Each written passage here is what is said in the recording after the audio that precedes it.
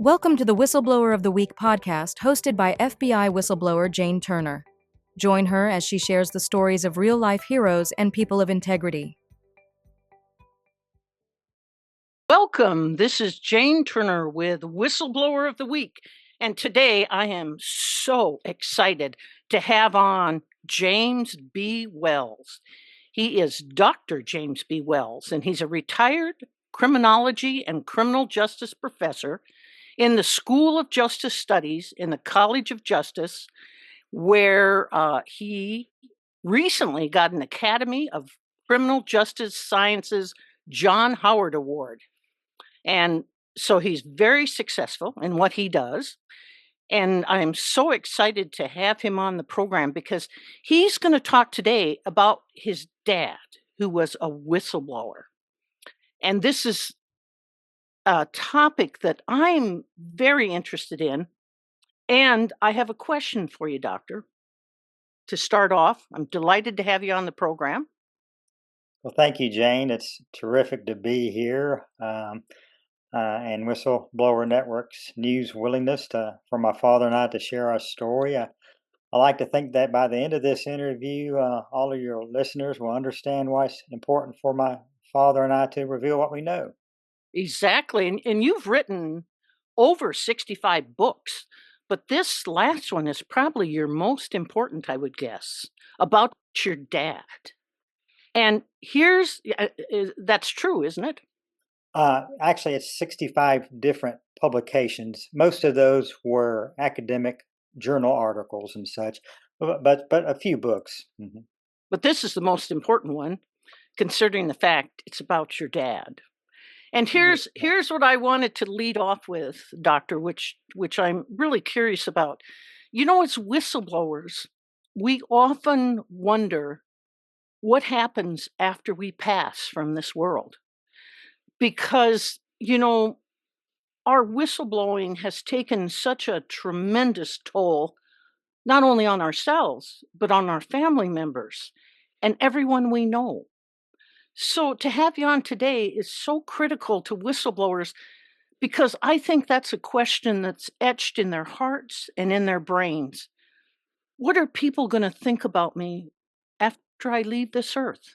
And you wrote a book about it. So please tell us about your dad, a whistleblower. Well, do you want me to start with this military service? Yeah, I would like you to start with that, but I also want you to give us a little bit about yourself and how you got to where you're at today.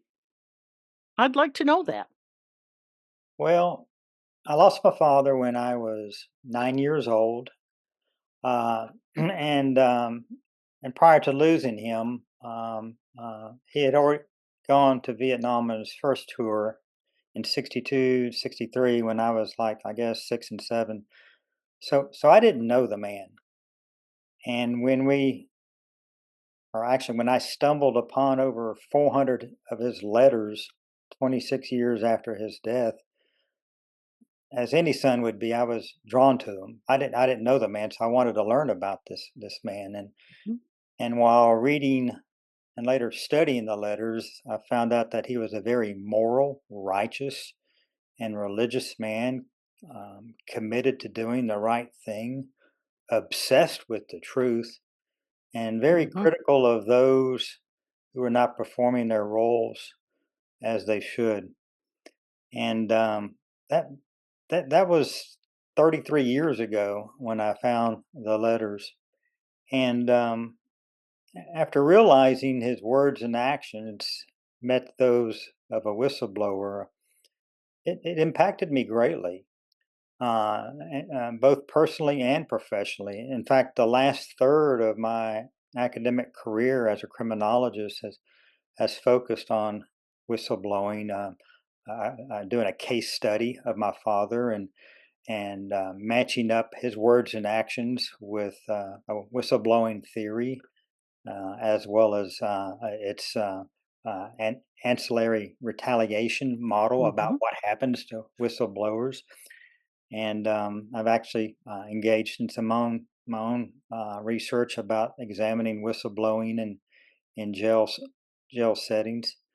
But yeah, it's greatly impacted my life and my siblings' life. And you talk about what it's like after somebody passes on, and as readers will find out when reading my father's letters, he did so in a fashion as if he's talking to my mother, like she's sitting across the table from him.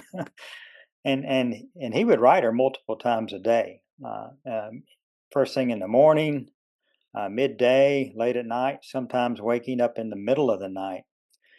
And although they were polar opposites, I don't think there was a couple even ever more in love. But I get caught up in that, and I feel like he's communicating with me. And as readers will find out when they read my book, he's given me clues in his letter that when I later do my archival and field research pan out to be true. And it was his letters that led me to even question what we were told about his death by the government back in 1965. We generally believed what we were told, but it was his Yes. letters that convinced me to go and investigate what the truth was. I consider that quite miraculous. It is, but you're no stranger to whistleblowers. You've been an advocate for whistleblowers for years on Twitter. That's how I got to know you. And, several other, not only whistleblowers, attorneys like David Colapinto, all Yeah. of us have gotten to know you because you have posted about whistleblowers and whistleblowing for years. Yeah, I try to post a fact every day. I think I did 870 today, but Right, yeah, right.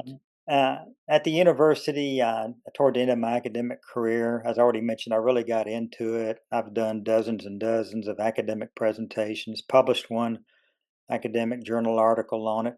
I taught an undergraduate and a graduate course on whistleblowing, and I retired early last year. And I didn't want to give up my knowledge and fascination with whistleblowing, so I just make it a habit every morning. I get up pretty early, and that's what I do. I do a little bit of research and post another fact on Twitter, and it's been great. There's a whole network of people fascinated with whistleblowing on Hmm. Twitter or X, and it's a great network, and I'm glad to be there, and that people are actually paying attention to my posts. Yes, they are. And you've touched lots of whistleblowers. So, did this interest in whistleblowers come before the research on your dad or after? I mean, or was it all Hmm. combined? You know, I think I think it was primarily after finding his letters. I think growing up, and we were all raised in the Episcopal Church, Hmm. and then for those of you who are familiar with the Episcopal Church, we do care about the truth, and we do care about social justice. We do care about speaking out and defending the marginalized, the poor, the weak, the sick, the refugee, and such. So, part of that was part of my upbringing too, I think. Hmm. Speaking out, raising one's voice, taking risks, and such. But it was really his letters, I suspect, that when I began to realize, wow, my father was a whistleblower. Hmm. Actually, before Daniel Ellsberg was, my father was in his letters from Vietnam in 1962 reveals he was a whistleblower. And maybe one of your questions will get to where I found out he was a whistleblower when he was a 21-year-old provost sergeant at the Nuremberg war crimes trials. I can tell you a little bit about that too. So he had been a whistleblower since the 40s. Yes, a man of conscience, a man of integrity, a man of courage. So that's amazing. So it all these letters that you found, which was miraculous in itself, really, led you on this journey, which culminated in this wonderful book. And it's just, I've read it. I'm doing a review for Whistleblower Network News. It's just gripping.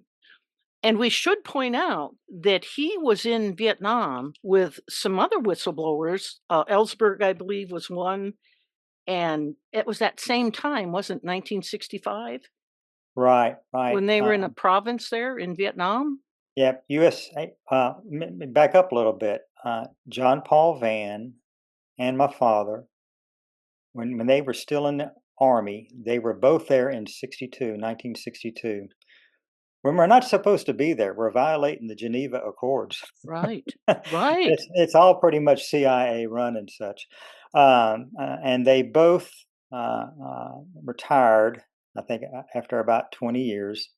And USAID, the Agency for International Development, both hired them to go back, and they were there together in 1965. And John Paul Vann, was the senior USAID advisor in Halnia province, and my father was the senior public safety advisor in Halnia province. And Daniel Ellsberg was there with USAID, I think under a RAND contract, to do a study to investigate communist killings of personnel to help justify the bombing campaign in North Vietnam, which he later criticized his own work for doing that. But yeah, they were there, all there at the same time, and I find that remarkable. And Neil Sheehan, who was a correspondent, was there too, and he later wrote A Bright Shining Lie, which highlighted John Paul Vann's exploits in Vietnam. right. That's historically amazing, isn't it? That these Yes. people were together at that point, at that time, like Mhm. it was meant to be. But you, Dr. Wells, have no, you don't have any concerns about the fact that your dad was probably employed by the CIA. I mean, all things point to that, don't they? Well, in a way, like my brother still think my brother, who's 4 years older, often thinks my father was CIA. But I'm 99% certain my father wasn't CIA. I'm a researcher, so I have to Mm-hmm. rely on evidence. I have no hard evidence indicating that he was CIA. Okay. Now, I do know that he interacted with the CIA oftentimes, both when he was in the Army in 62 in Vietnam and later in 65. They interacted with the CIA. He flew around on Air America, the CIA airline. He got around on that, but I have no direct evidence indicating he was employed by the CIA. So, as a trained and experienced researcher, I can't make that conclusion. Right. But they certainly haven't been very friendly about giving up any records concerning your dad, have they? No, it's very frustrating. Uh, Back in 2015, I filed my first Freedom of Information Act request with the CIA, asking them what they knew about the crash.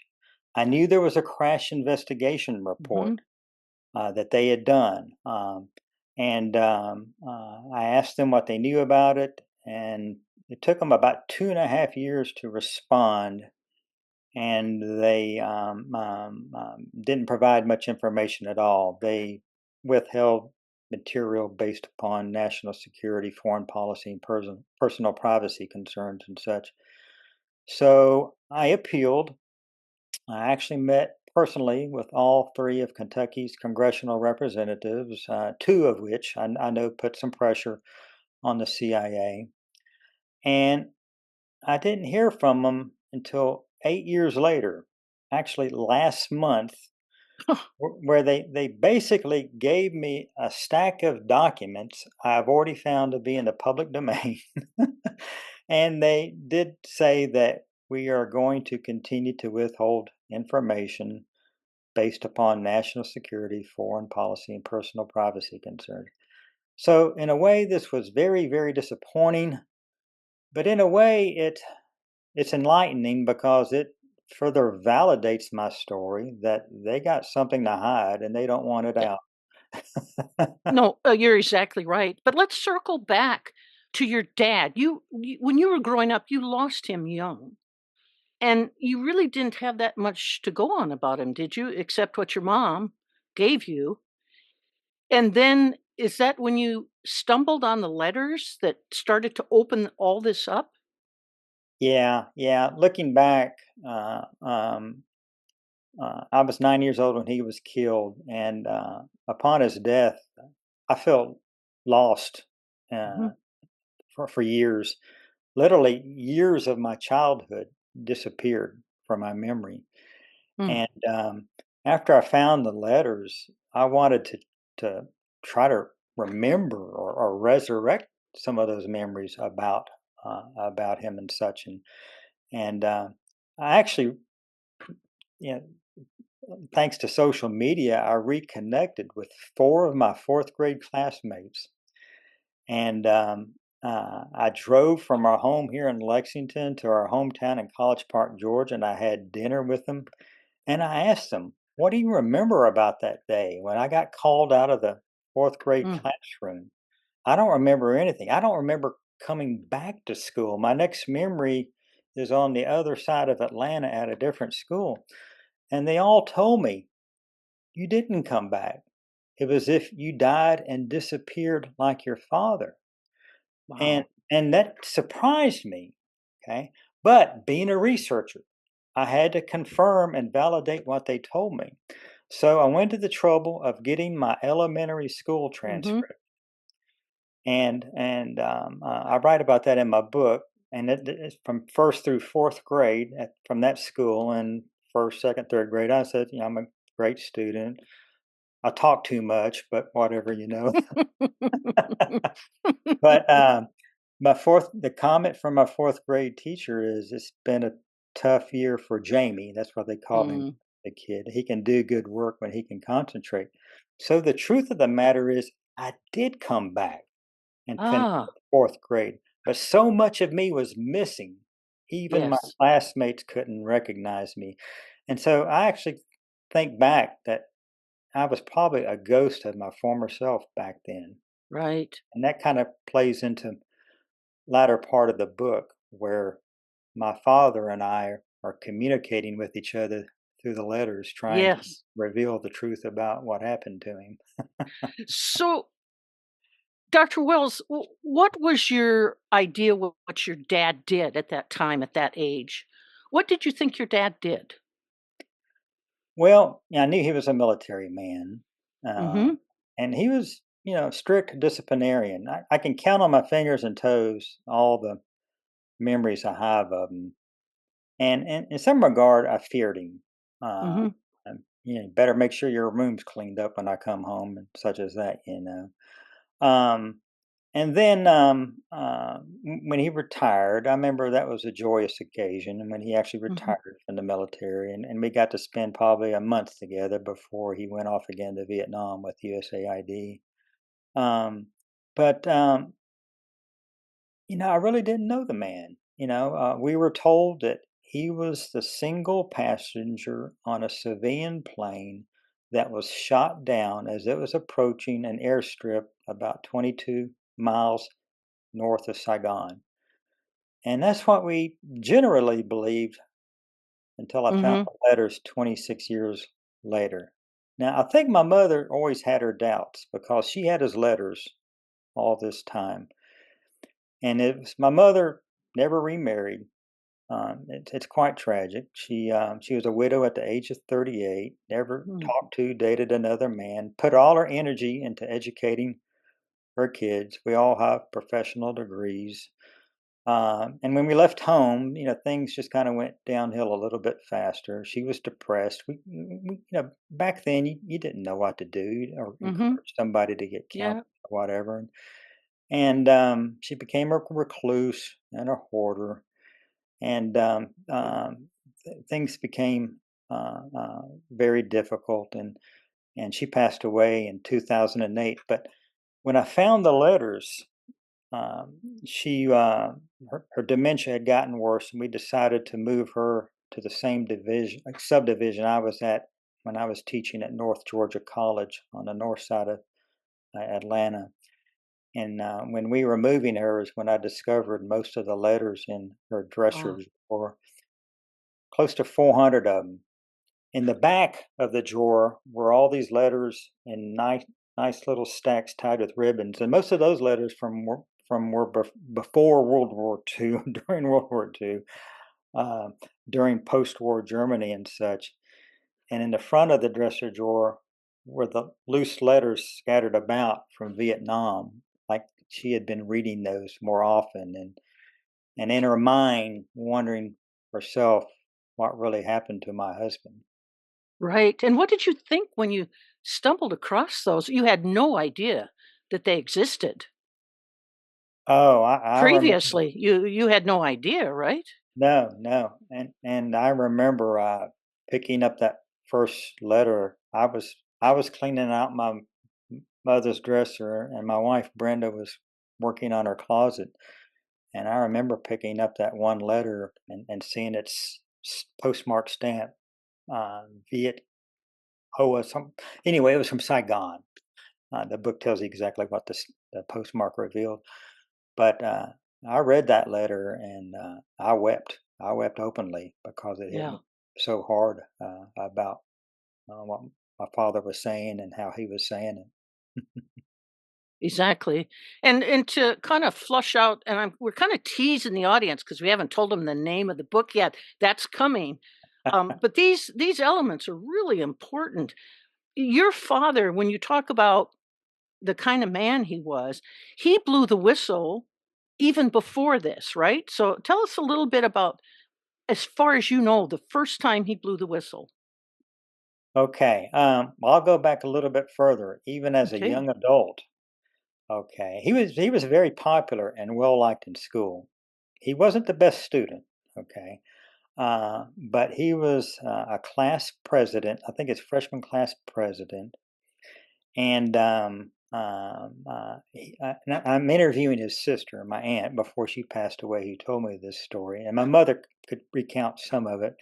But his girlfriend at the time, not my mother, a very attractive girl, uh, head of the we call them majorettes or whatever in the high Mhm. school, came up to him in the hallway one day, frustrated, crying, upset about how a science teacher at the school had humiliated her, embarrassed her, and shoved her. And my father went to her locker in the hallway and picked up her baton and went in that classroom and beat that teacher, assaulted him. and and Wow. and and actually different versions of the story. One is he was suspended and kicked out of school, but my aunt, whose words I trust better, said no, he wasn't suspended. He wasn't kicked out. Everybody knew that teacher was a bad teacher. Even the principal didn't like him and such. But my father, as early as back then, had a Hmm. sense of what was morally right and just, and to defend those who couldn't defend themselves. Now later, um, during World War II, when he turns 18, he joins the army and he goes and fights the Japanese in the Philippines and is highly decorated. It's first combat infantry badge and a Bronze Star with a V for valor and such. And after the war, he's in post-war Germany, still writing my mother. They don't get married till 1948. And he's writing my mother. He's a provost sergeant, 21 years old, in a special confinement unit holding prisoners, perhaps Nazi prisoners, I'm not sure. But he's writing my mother, and let me get what he says in that letter. Yeah. He he's writing her about he has to do an investigation. The prisoners are getting contraband, and he needs to find out why. And he later finds out two of his closest friends, both a sergeant and a corporal, were selling cigarettes to the prisoners for $10 a carton. And my father turned them in and writes my mother they'll probably get 20 years at hard labor and a dishonorable discharge. And in one letter, he describes his situation to my mother. I'm a hated and hunted man, but you could never guess how interesting it is. It is some sort of thrill. You don't have to worry as if you would, but I carry a pistol to bed with me and a weapon with me at all times. And then my mother told me at this time he suffered a broken jaw during this period. Oh, In another letter, he tells her, I would have done the same if they were my brothers. They knew better. So, Jane, wow. Wow. how many 21-year-old soldiers in any branch of the military at any point in U.S. history are willing to do that and face the consequences? Not many. Not many. And you're describing a whistleblower. Right. That's what they're known for, their courage, their integrity, their Yeah. bravery. I mean, this is amazing at such a young age. See, he had those right from the beginning. Yeah. But then, to continue this, he goes off to Vietnam, which is a whole different ball game there. Right. And what did you find? Even as early as his first tour in 62, he's writing about his love for the Vietnamese people. Oh, But he's very critical of how they're being treated by the yeah. Diem regime. And he's writing about how U.S. aid is disproportionately distributed to the peasants. The Buddhist peasants don't get anything, and they're entitled to that U.S. aid like the other peasants are. Mainly the Roman Catholic peasants. Ziem was a Catholic, and at the time, Vietnam was only 10% Catholic. 90% of the Catholic is Buddhist. And so the Buddhists were discriminated against throughout our entire time in Vietnam. But even then, he's writing about his frustration about how the Vietnamese are treated and the corruption present, and how U.S. aid isn't being distributed properly, and how some Vietnamese are profiting by that. Mm. And then in 65, when he goes back, he's continuing his frustration and whistleblowing there as well. And he writes my mother about the refugee processing program. He's put in charge of a nationwide program to reduce corruption in the refugee processing program. He writes my mother, we give the Vietnamese officials money, food, etc. for the refugees. They lie and say there's 10,000 when there's 1,000, and they won't give them the food or money, hoping the refugees, will move on. We must take over the issuing of these commodities, or the people will never get a damn thing. But here, Betty, that's my mother's name, but here, Betty, the rich get richer, and the poor get poorer, and the fat-ass Americans do nothing about it because they have no backbone or are afraid to work. But as long as I work, I'll call a spade, and no man will get me to write a white paper unless it's the truth. And in other letters, he writes about how he's refusing to lie in his reports, and his superiors are telling him, take that out of your report. He says, no, I refuse. Besides, it's too late. I've already sent a copy of that report to my wife. So right there is whistleblowing. That's right. Yeah. That's right. Now, and again, Wow. not to brag, but to make a point. Yeah. My PhD is in research, measurement, and statistics. And one of the best ways to prove a scientific fact in any of the sciences is the use of triangulated research, where you use multiple sources to confirm a finding. So, based upon my father's letters and my archival research and my field research, which all corroborate one another and reveal a CIA cover-up and a government lie, I feel pretty confident of my findings.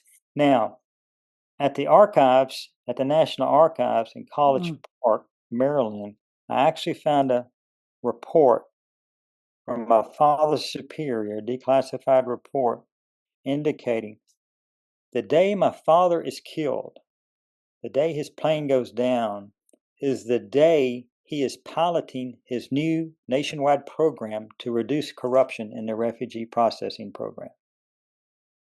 The very day. Wow. Well, there seems to be a nexus there, doesn't there? Yeah. But let our audience know, Professor, the strange circumstance he wasn't just involved in a plane accident. First of all, the government lied about it. Correct. Mm-hmm. And so you were given a story that had nothing to do with the truth at all. Correct. Mm-hmm. So you had to unearth all that, which was not easy. Right. Right. So tell us what the government told you, which is shocking in the duplicity, and what your research, this hard research of yours, what it found. Okay.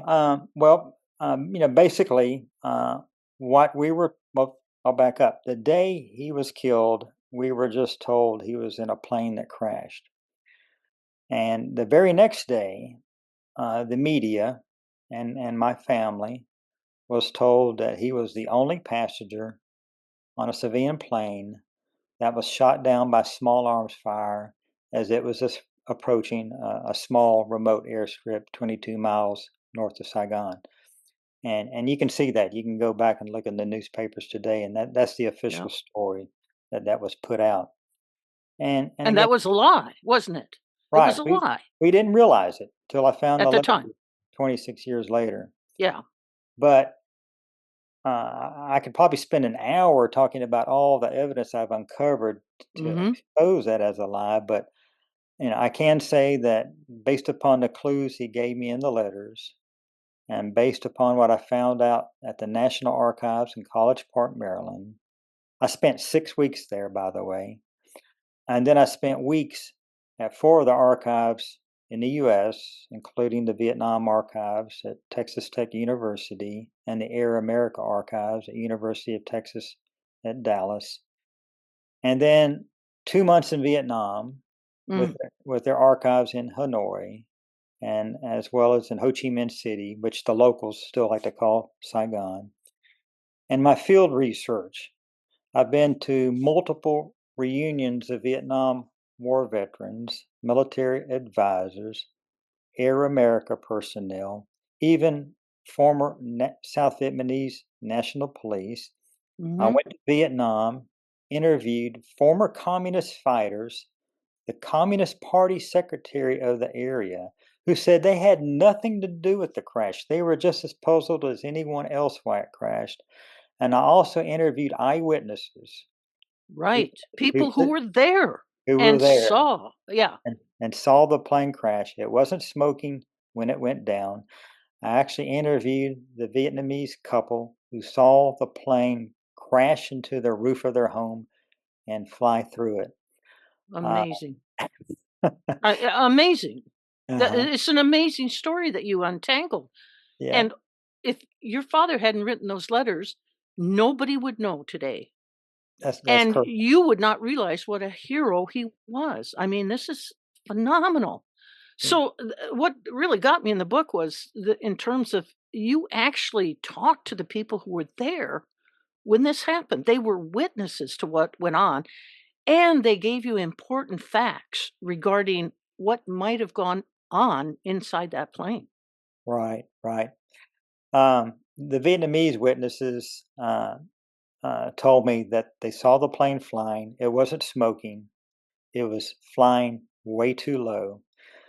So I combined that with what I unearthed at the archives.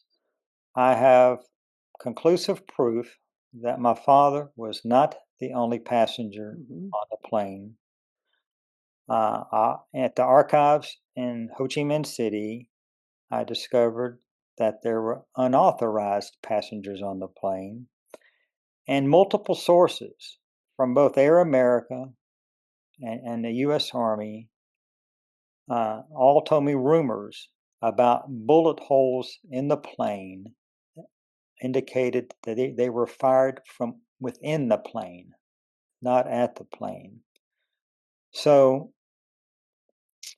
in essence, I can conclusively prove he was not the only passenger. There Right. were multiple passengers on the plane, and from what all evidence indicates, there was a gun battle on the plane. And one of the Air America flight managers told me that multiple sources told him that it looked like the pilot had been shot in the head.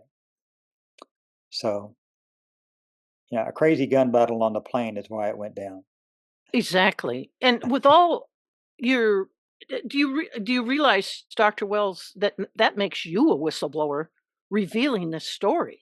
I mean, that's what's amazing about this whole thing. You are a whistleblower. You have exposed our government as lying, and you have exposed the truth about what went on with that plane and at that time. So, with all your evidence and analysis, you kind of came up with kind of a theory what might have happened in that plane. So, can you share that with us? Well, I can tell you what I think probably happened and why, and why the CIA is still withholding information. Uh, Right, and on one side of the coin, the CIA may be reluctant to release information because they're embarrassed about what they don't know about it.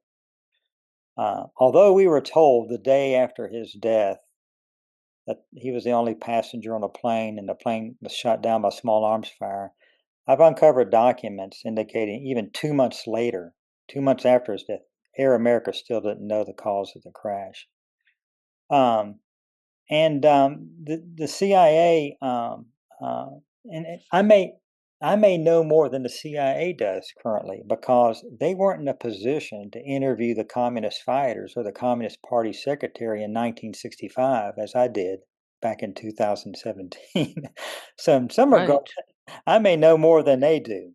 Now, on the other side of the coin, they may be reluctant to release what they know because throughout U.S. military history, I mean, for sure, starting with Vietnam and in the wars in the Middle East, the U.S. military will embrace allies from those countries who are corrupt and ruthless, guilty of wrongdoing, but because of their military value to us and their willingness to fight alongside U.S. forces, we accept them and ignore their corruption and the things they shouldn't be doing.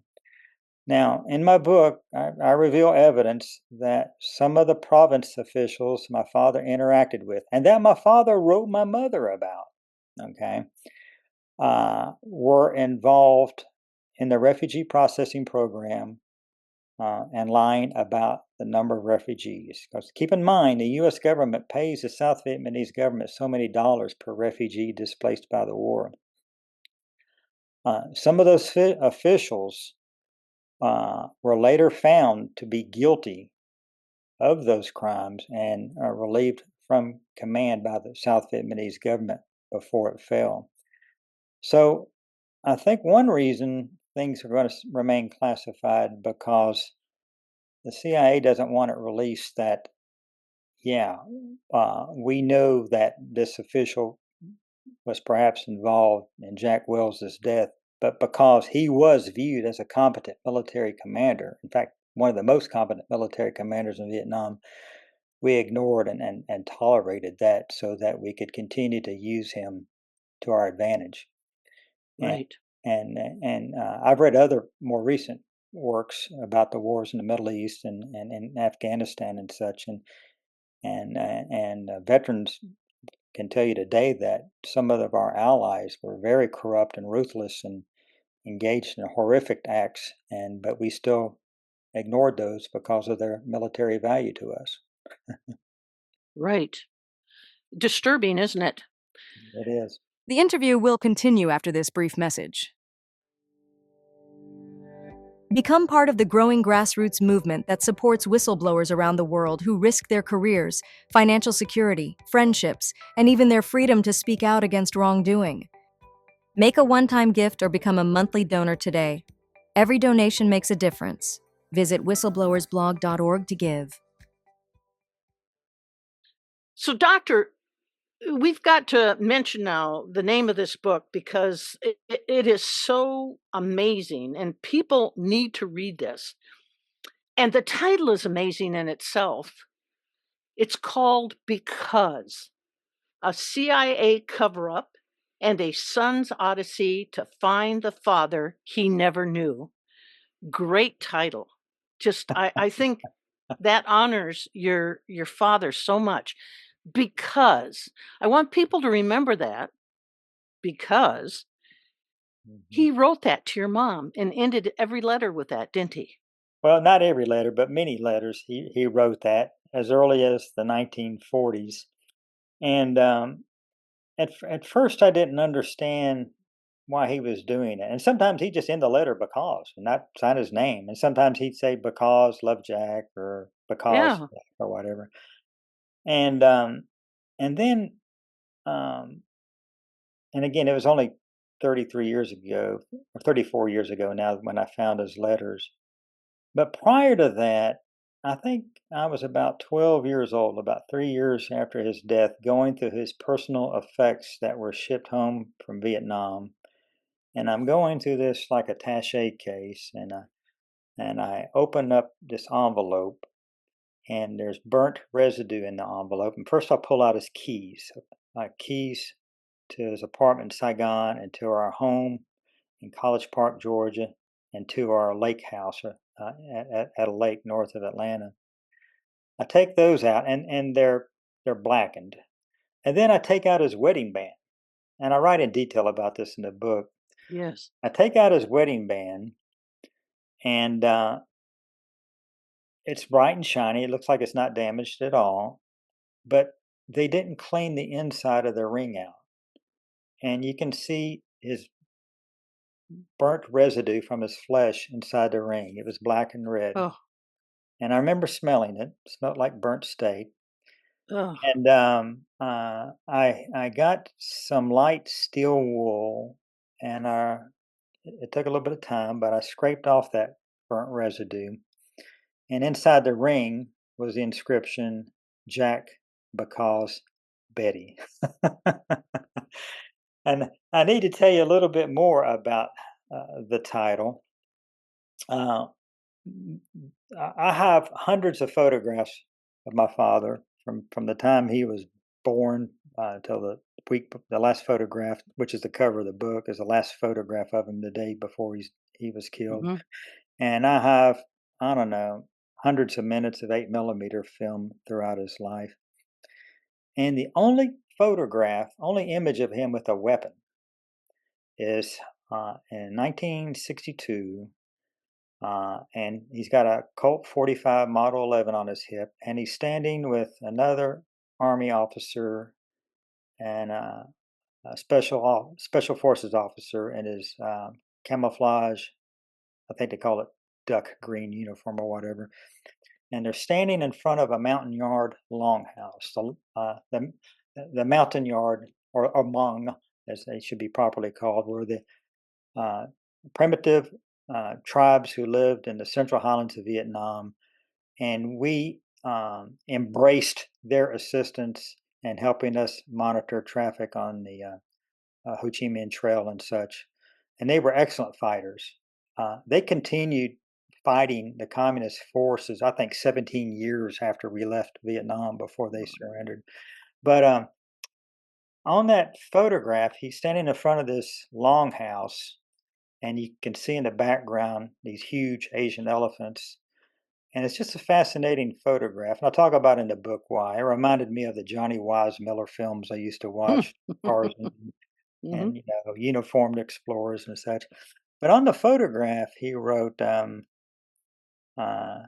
uh, "Merry Christmas, darling, because." And on the back of the photograph, he wrote "Bon Don."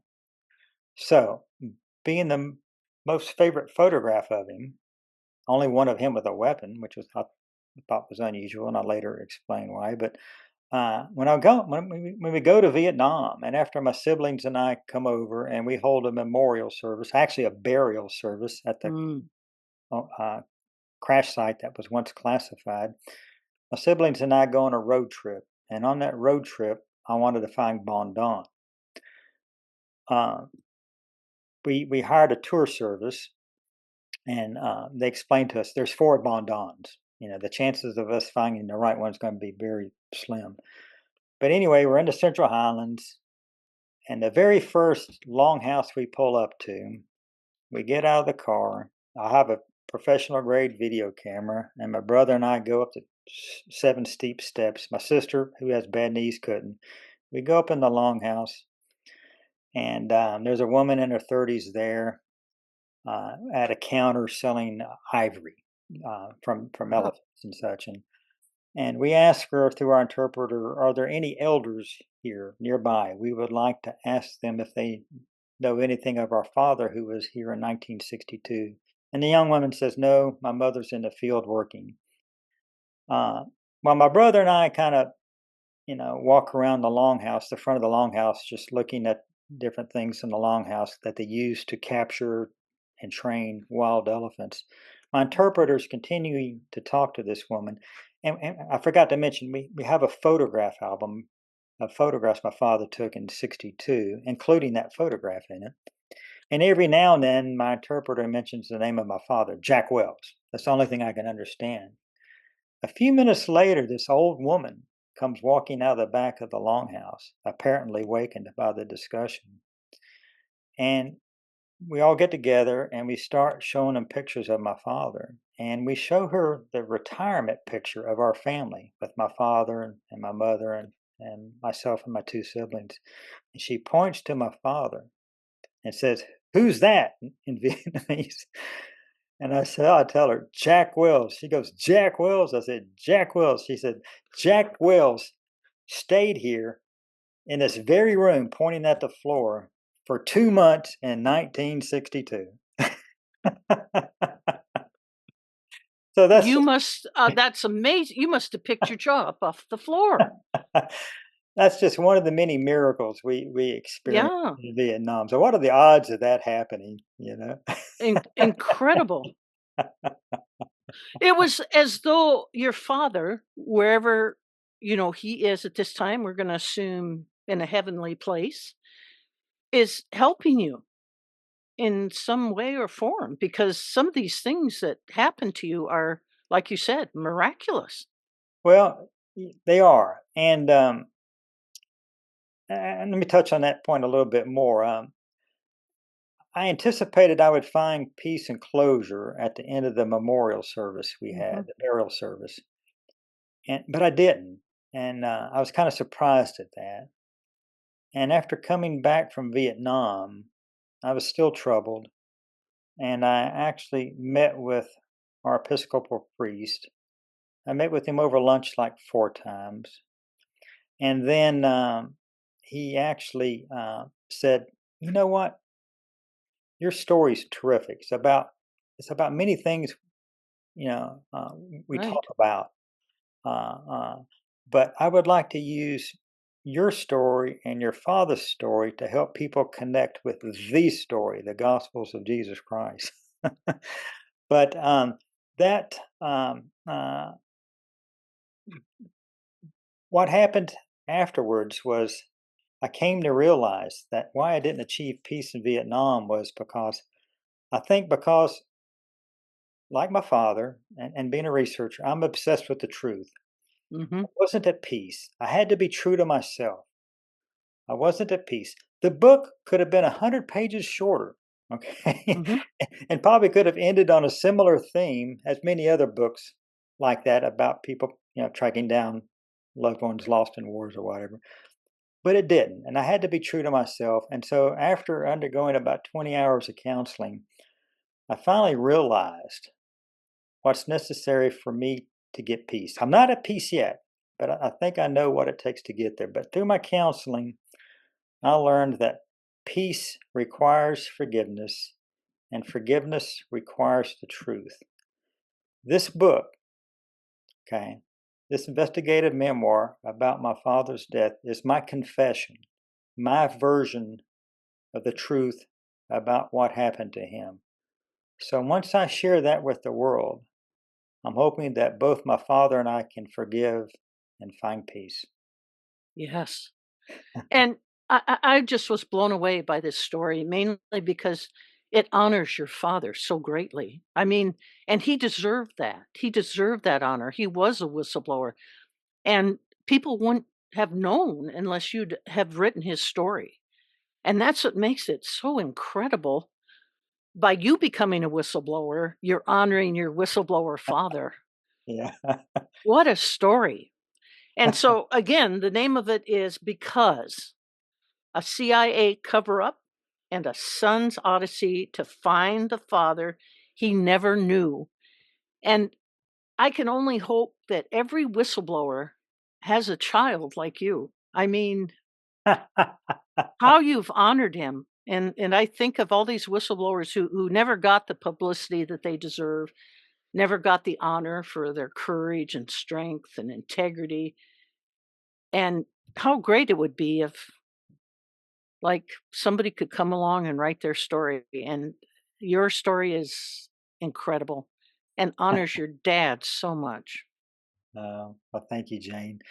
You know, when I was in the archives in Ho Chi Minh City, I encountered hundreds of whistleblower stories by South Vietnamese personnel, civilians, army, national police, Catholic priests, Buddhist priests, Cao Dai priests, all blowing the whistle on the corruption and fraud and war crimes and sex crimes and such. But they were all ignored, okay, by those in power, either because of the chaotic circumstances of war or because those in power had something to hide. And if I were to live long enough, or perhaps in Mhm. my next lifetime or whatever, or maybe somebody else can go back and write up these whistleblower stories about all these people in South Vietnam. Well, it was an amazing time, wasn't it? And what does that history hold for us today, do you think, James? What lesson does it hold for us today? You know, when you ask me that question, I think of the phrase, the least of us among us. And like Jesus, my father defended, fought for the marginalized, Mhm. or the sick, the hungry, the refugee. And if anything, I wish my book could be a reminder that all of us need to stand up for those who can't defend themselves. Mhm. Does that hold a lesson for us today, Professor Wells? Tell me. I think it does. When you ask that question, I think of the phrase, the least of us among us. And I like to think my investigative memoir reminds us of what Jesus would do. My father, like Jesus, fought for and defended those who couldn't defend themselves, the poor, the hungry, the sick, the refugee. And I'd like to think my book serves as a reminder for what all of us really need to try and do. Take risks, speak out against injustice and corruption, and help those who can't help themselves. Um, it reminds me of a quote. If I may read another excerpt from one of my father's letters, he writes, "My mother, I could eat and sleep with the American military, but I don't feel I should. Never did think they should like separate. Still don't know how in the hell you can know what people are doing, how they are living, if you don't do it with them. I am sure what I say is correct. I can do so much more than most Americans. I try to be a part of the people. Even the VC know I am for the people, I hope." So I find that remarkable that here he is an American and we're fighting a war against the Vietnamese communists, but yet he's more of a humanitarian than a warrior. He's thinking about the people who are suffering the most. And do you think that that's the reason he was killed? I think it was related to why he was killed, and that he's exposing things Hmm. that those in power didn't want exposed. They didn't want the American public thinking about or focusing on. Exactly. There were more important matters to be dealt with. We needed to devote American resources more to this military function rather than this humanitarian aid. I suspect that that was probably a factor. Mhm. So I'm going to ask you a couple more questions before we get on your book tour and end this. Uh, But this seems to be you've obviously interacted with whistleblowers. Your dad's a whistleblower. You're a whistleblower. Talk to us about the moral quandary that a whistleblower gets into in their thought process when they're looking like your dad at helping all these people doing the right thing. Like it came to me when I blew the whistle on malfeasance and misconduct. What came to me was the thought, if not me, who? If not now, when? How do can a whistleblower solve that moral quandary between doing the right thing on one side and on the other side is their family, is their livelihood, is their income, is everything, their friends? How does a whistleblower solve that quandary? We know your dad's answer. mhm. I think I know what your answer would be, but yeah, tell us. Well, maybe I can answer it through my own experiences, and I'm honored that you think of me as a whistleblower. But as I write about in my book, this 33-year-old Odyssey I've been on has taken a huge toll on my marriage, my life, and my family. Mhm. And ever since finding the letters, Brenda, my very loving and supportive wife, at least once a year has given me hell for Oh, for my obsession with it, yes. and staying up late at night in my office or getting up early in the morning and taking time away from her and the kids. And Mhm. Yep. and we have a strong marriage, but several times she's threatened to leave me, and it usually happened at night when she's highly upset with me, and and if Mhm. you don't give this up, I'm going to leave you, And Mhm. then the next morning she wakes up and says, "I apologize. I didn't mean to say that about you and your father and such," and we make Yeah. such. But it's been a. I, we talked about the title of my book. For years, I was wed on the title of my book being postmarked Angels and Demons, because those letters have been both a blessing and a curse on my Mhm. life. And I was wed to that for a long time, but I realized it's too close to Dan Brown's bestseller, Angels and Demons. So I finally gave up on that, and I'm very happy with the title I have now. But I think all whistleblowers are faced with similar blessings and curses. Um, um, uh, what would their life be like had they not revealed the truth? Had they not blown the whistle? Would their family life be better? Would their financial situation be better? I often wonder the same thing Mhm.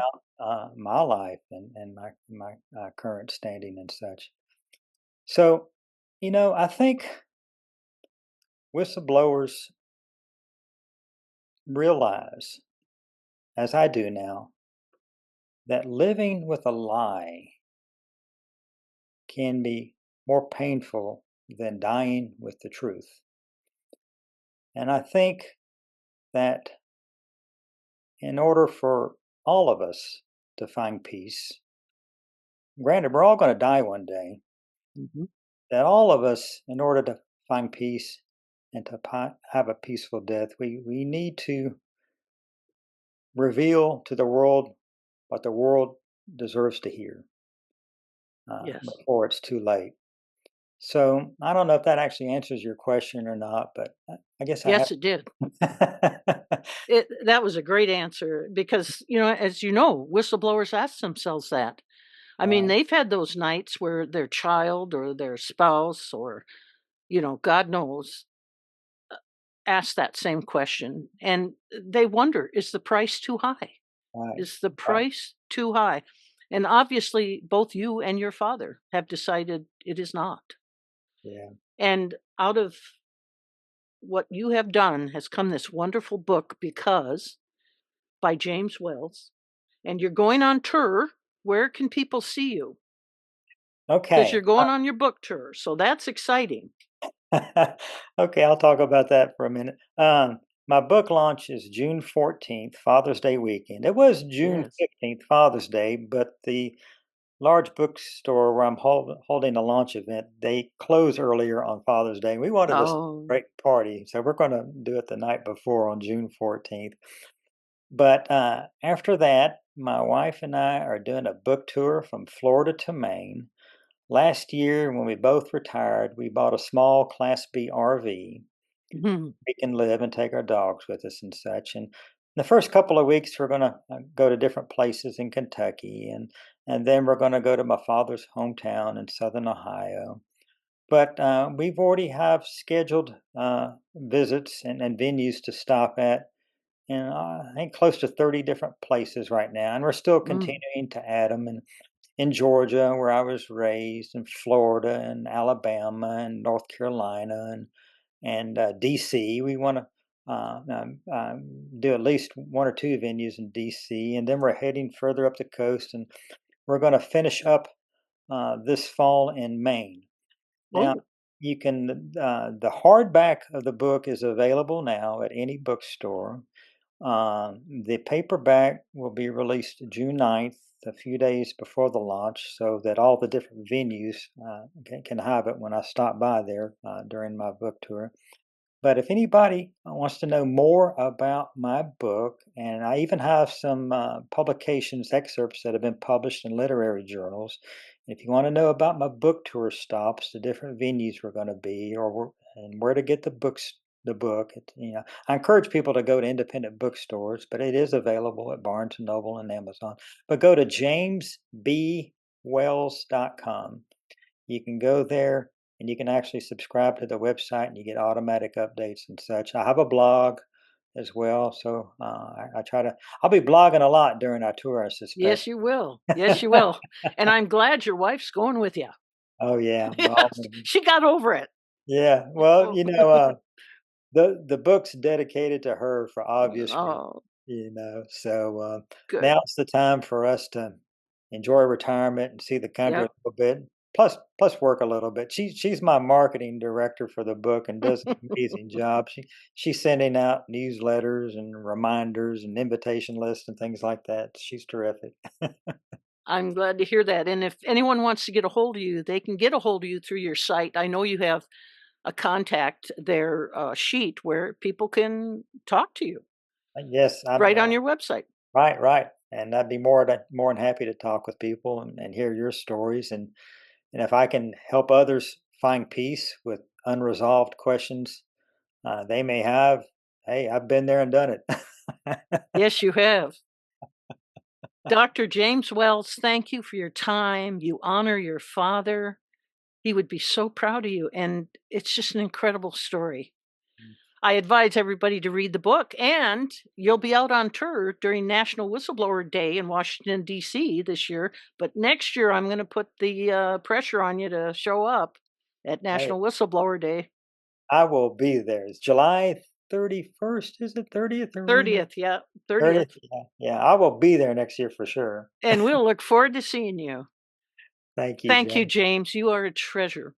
Well, Thank you thank so you. much. And thank you, Whistleblower Network News. It's been a pleasure. Thank you for listening. Please remember to like, comment, and subscribe. You can find more whistleblower stories at whistleblowersblog.org. Music by Rachel Kilgore, guest booking by Victoria Thompson, and editing by Anissa Cheek. Whistleblower of the Week is a production of Whistleblower Network News. The views expressed by podcast guests are their own and not those of Whistleblower Network News.